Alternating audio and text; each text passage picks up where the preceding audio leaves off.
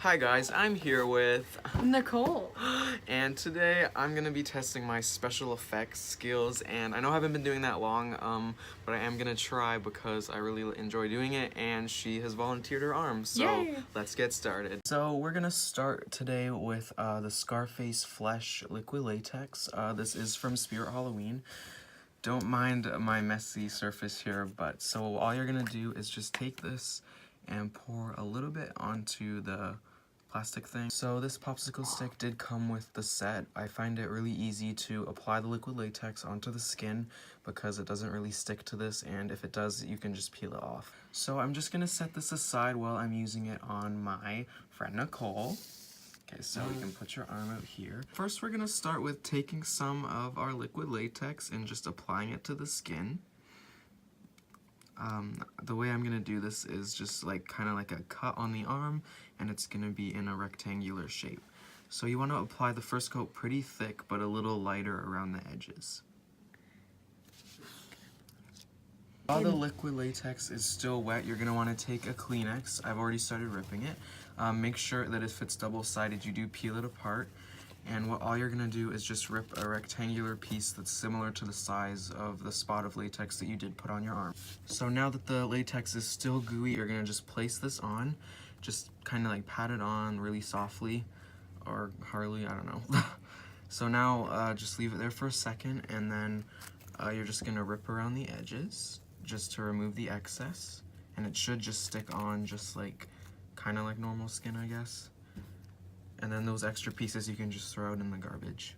So now that there's the Kleenex on the latex, you're just gonna wanna take some more liquid latex, and you're just gonna wanna put it over in the exact spot. You don't have to apply it as thick, and you will wanna go over the edges of the Kleenex that you just put on. And make sure you fill in any grooves or anything just to make sure that it does stay stuck down. While the latex is still wet and gooey, you're gonna wanna put another piece of Kleenex just over top, and just pat it down, just like before. If you've let this second layer dry for a little bit, you're gonna wanna pull away the excess, and you're gonna wanna let it dry just a bit, just because you wanna make sure that it'll actually stick once you pull the Kleenex off. So now that I do have the excess pulled off of the second layer, you're gonna wanna put even more latex on top of that. Now, depending on how you want to do your cut, that's how many layers you want to put on.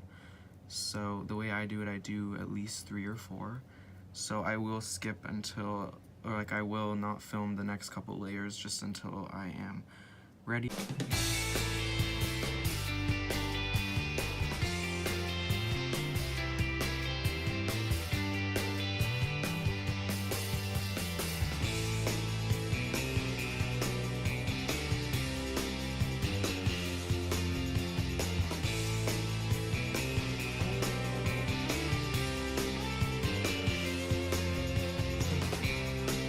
So guys, I just raised the camera because I thought I could give you a better angle, but here we have the latex thing. I've added a couple layers as you saw in the time-lapse thing. So we're just gonna let this dry up completely, and then we're gonna continue. So our next step today is gonna be to use this random makeup palette that I found in my mom's room. And all you're gonna do is take some of it, like rub it in, I guess, and then just lightly tap it onto her arm. And it just adds more of a skin tone effect. So I'm also gonna use this thing just to kind of make it look more skin. Like, I'm gonna use this color just because it looks more like her skin tone. Okay, there's kind of black on the brush, but I'm cringing, so fine. So you can just kind of rub that in with your finger. It already is starting to look just like her skin color. A little off, obviously, but it's not gonna be perfect. So the next part is gonna be just adding more powder just to make it look less plasticky, because it tends to do that. Next part of this is gonna be to just cut it open. Okay. So I did end up filling this in with latex because it was a little ripped up too far, but right now you already see that we have the outline of where the cut's gonna be. So we're just gonna fill the wound in with some makeup just to make it like more real life like and make it dry faster on the inside. So the next part is to use your paint palette and fill in the bottom of the wound. It's okay if you do get some on the edges, as it'll just add to the effect of it being raw and more blood being involved. Now that we have it all blood, if you open it up, you can see the blood on the inside. And I have applied a little bit to the edges on the outside just to make it look more real life-like. So now we're moving on to blood. So the next product that we're going to be using is our scab blood from Spirit Halloween. It's called Bloody Scab. And we're just going to be using this tool to apply it to the insides of the wound. So you're going to want to put the scab blood all inside the wound. It's okay if you leave it a little bit, like a lot in the wound, I guess, just to make it look like more it's more deep. And you're also going to want to get it on the sides to remove the latex.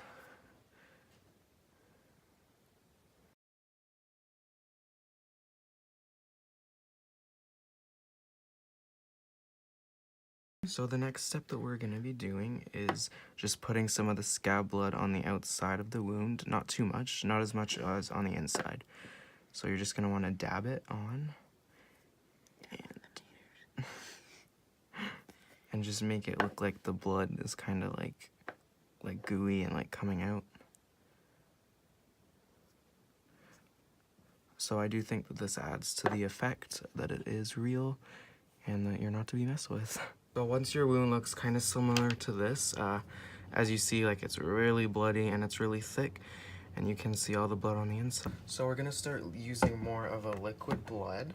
I have this huge jug. It's fake blood, and it is from Spirit Halloween. I did get it a little while ago, so there is some that's missing from it, but yeah, we're gonna put it on the scab now. So I do have some of the fake blood here, and I'm just gonna use my finger and put it around the wound, not too heavy, as we don't want to break out scab blood, the thicker blood. So yeah, just dab it around, kind of try to cover up the bad job we did on the latex. Yep. I don't really have that many makeup products, obviously, so I can't really make it look like real. I'm gonna use a stippling sponge with the blood just to make it look like it was splattered when she was slashed open. So this also adds an effect to the scab blood that we did put on earlier. And yeah, it just makes it look more like she was like ripped open or something, to put it lightly. Wow. So yeah. You can also put some on the wound just to make it look more wet. And put it up the arm as if it was dripping.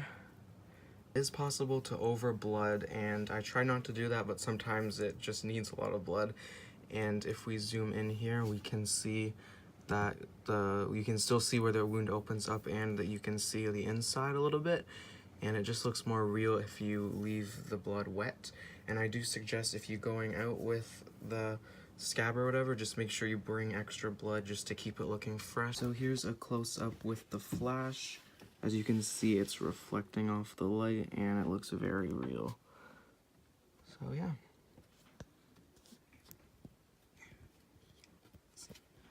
Looks great. So I hope you guys enjoyed this video. Nicole's arm looks great. It literally looks like I like stabbed myself with scissors. Yeah, it looks like we cut her up. So yeah, hope you enjoyed this video. Please like, comment, and subscribe, and I'll see you in the next video. Bye! Let's hope it's not 2 years later. All my hard work for nothing, I guess. Just get in there. Like, free wax drop. And as you can guys see, that's where I put the blood, so you know it was actually on her skin. But yeah, thanks for watching. Bye. Bye!